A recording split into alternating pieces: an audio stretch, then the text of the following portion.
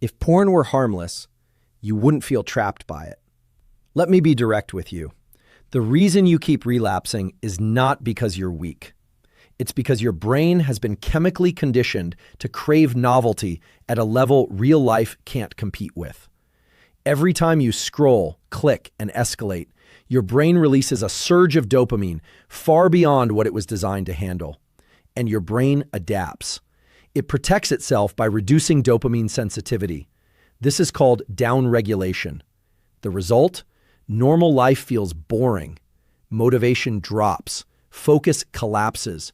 Real intimacy feels less stimulating. So you chase something more extreme. Not because you want to, but because your brain now needs it to feel normal. This is the hidden mechanism almost nobody talks about. Not the guilt, not the shame, not the morality debate, the neurochemistry. In this video, I'm going to show you what's really happening inside your brain, explain the Coolidge effect that keeps you endlessly seeking novelty, and give you a practical strategy to reverse the damage. By the end, you won't just try harder, you'll understand the system and how to take control back. Most people approach porn addiction completely backwards. They focus on blocking websites, installing filters, counting streaks, shaming themselves after relapse. Some even believe the problem is purely moral, that if you just become mentally stronger, the urge will disappear. That's the first myth. The second myth is even more dangerous, that porn addiction is just about high libido, that you simply have strong sexual desire. No. If this were about libido, real-life intimacy would satisfy you. But what usually happens? The more porn you consume, the less satisfying real connection becomes. So what's really going on? The root cause is not sex, it's dopamine dysregulation. Porn is not just visual stimulation, it's unlimited novelty, endless tabs, infinite variety. Your brain evolved in an environment where sexual novelty was rare. But online, novelty is endless, and your brain treats novelty like a jackpot. There's a phenomenon in neuroscience called the Coolidge effect.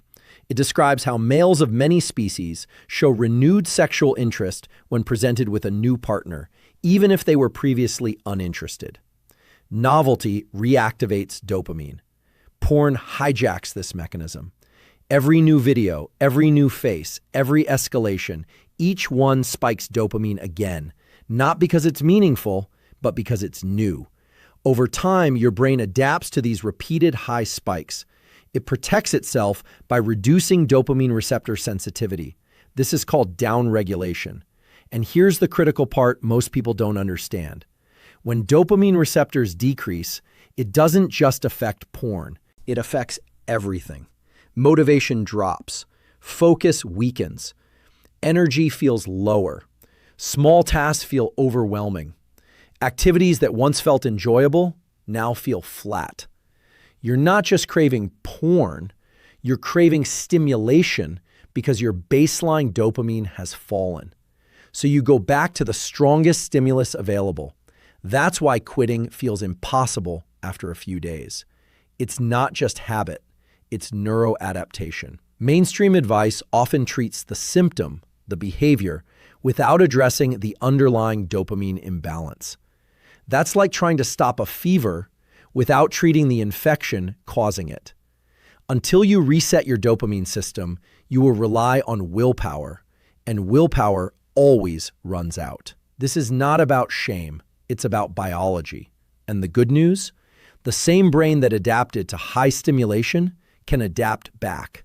But to do that, you have to stop feeding the cycle at its root. Now let's go deeper, but I'm going to explain this in a way that actually makes sense. Think of dopamine as your brain's motivation currency. It's not just the pleasure chemical, like people say. Dopamine is what drives you to act.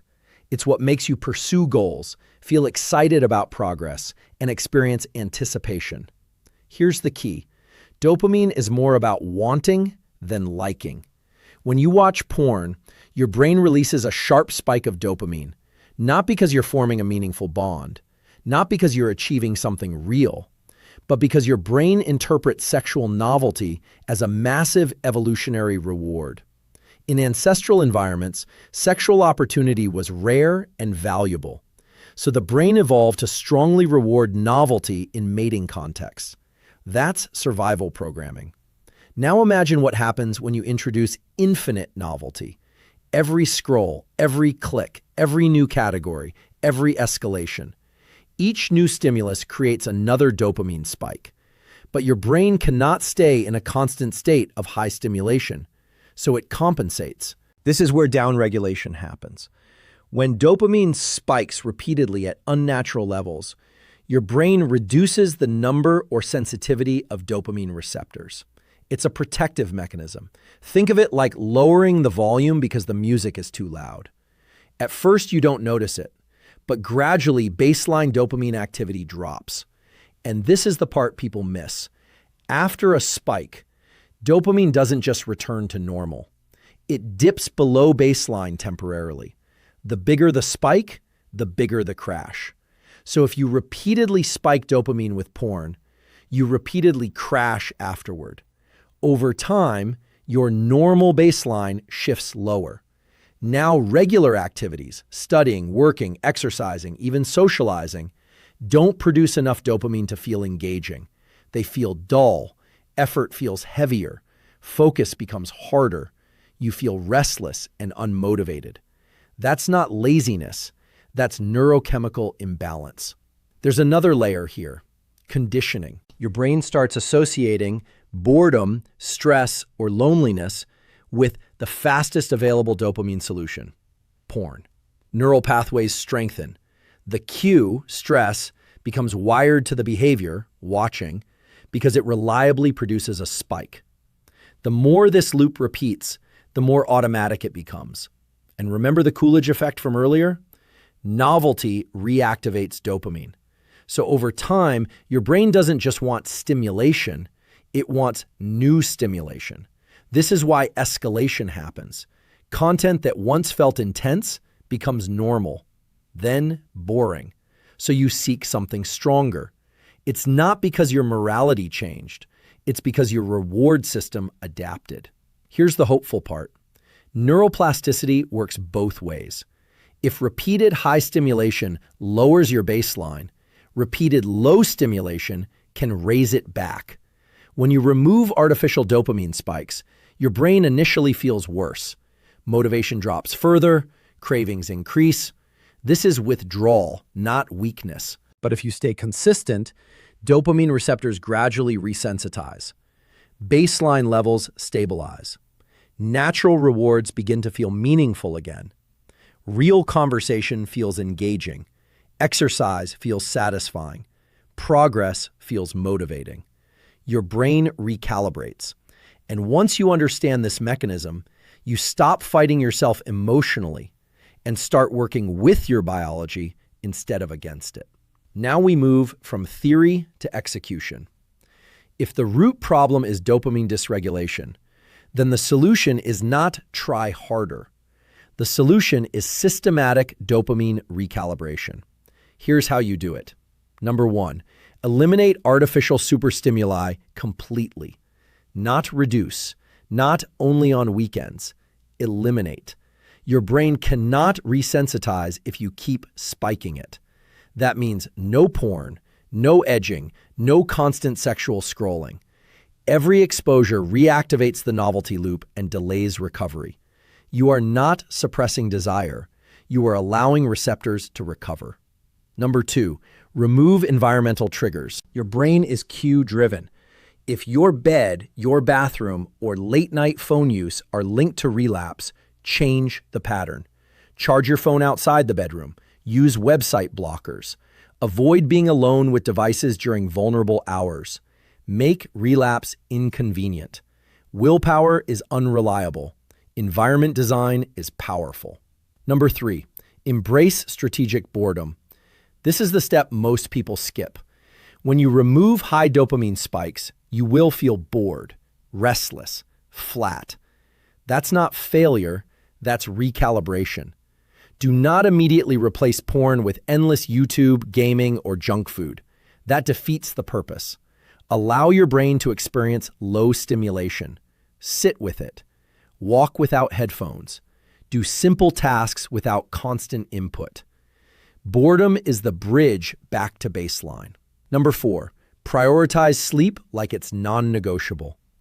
Dopamine receptors recover during deep sleep.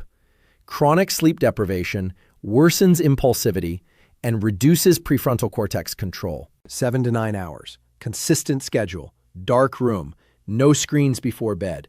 If you sabotage sleep, you sabotage recovery. Number 5, lift weights and move your body. Resistance training increases dopamine receptor density over time. It also raises baseline testosterone and improves mood stability. You don't need perfection. 3 to 4 sessions per week. Progressive overload.